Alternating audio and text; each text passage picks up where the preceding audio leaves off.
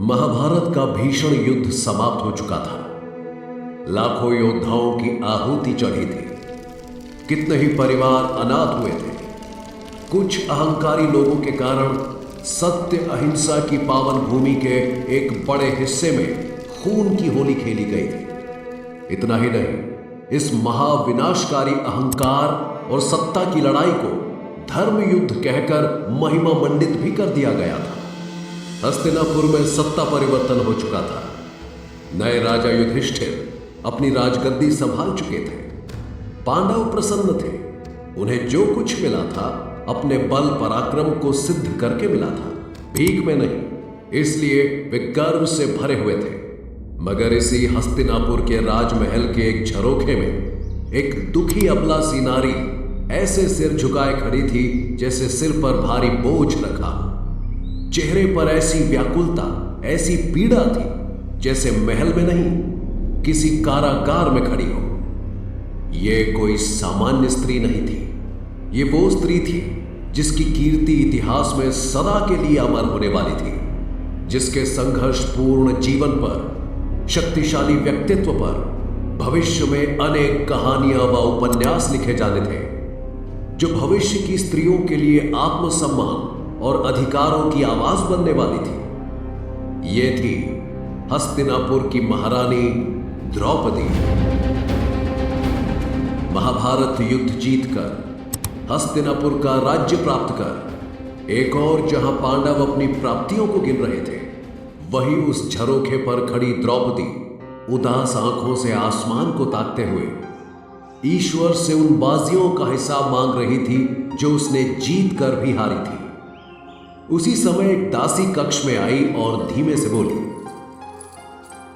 महारानी, आपसे मिलने महामुनि आए हैं।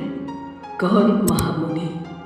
अचानक द्रौपदी को याद आया, आज सुबह ही उनका उतरा चेहरा देखकर धर्मराज युधिष्ठिर ने उनसे पूछा था, जो बीत गया उसका कब तक शोक मनाती रहोगी पांचाली?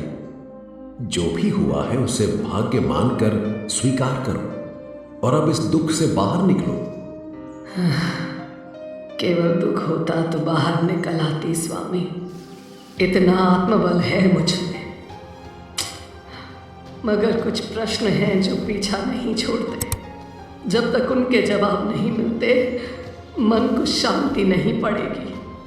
ठीक है, संयोग से आज एक परम ज्ञानी महासिद्ध मुनि दरबार आ रहे हैं हमें अपना आशीर्वाद देने के लिए। संभव हुआ तो मैं उन्हें तुम्हारे पास भेजूंगा। कहते हैं संसार में ऐसा कोई प्रश्न नहीं जिसका उत्तर उनके पास ना हो। संभवतः उनसे तुम्हें अपने प्रश्नों के उत्तर भी मिल जाए। सुबह का वार्तालाप याद आने पर द्रौपदी ने स्वयं को संभाला, व्यवस्थित किया और हाथ जोड़कर महामुनि के स्वागत में खड़ी हो गई। कुछ क्षणों के बाद महामुनि द्रौपदी के कक्ष में आए। ऊंचा कद, गेरवे वस्त्र, हाथ में कमंडल, आंखों में चमक और चेहरे पर सूर्य सा तेज।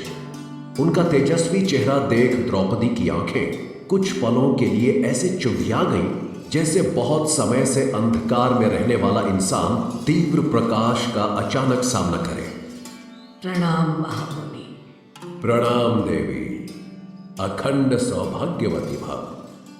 पांचाल जैसे समृद्ध देश की राजकुमारी, महापराक्रमी वीर पांडवों की प्रिया एवं हस्तिनापुर की महारानी द्रौपदी का मुखमंडल इतना मलिन क्यों दिखाई दे रहा है? महामुनि की बात सुनकर द्रौपदी के चेहरे पर पीड़ा भरी मुस्कान तैर गई।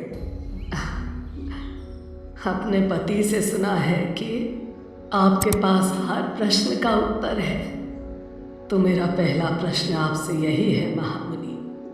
आपने अभी जिस स्त्री का वर्णन किया है वो पांचाल की राजकुमारी है, पांडवों की पत्नी और हस्तिनापुर की महारानी है। मगर मुझे ऐसा क्यों लगने लगा है वो मैं नहीं हूं। ये मेरा असली परिचय नहीं बल्कि अब तो लगने लगा है ये मेरा परिचय नहीं, मेरी कैद है जिसमें बंद मैं छटपटा रही हूं। महामुनि, युद्ध के बाद लगने लगा है जैसे मेरा कोई और परिचय है जिसे मैं पाना चाहती हूँ, कोई और चेहरा है जिसे देखना चाहती हूँ। मैं खुद को समझना चाहती हूँ मगर समझ नहीं पाती। मेरी मदद करे महामुनि, मुझे इस पीड़ा से मुक्ति दे।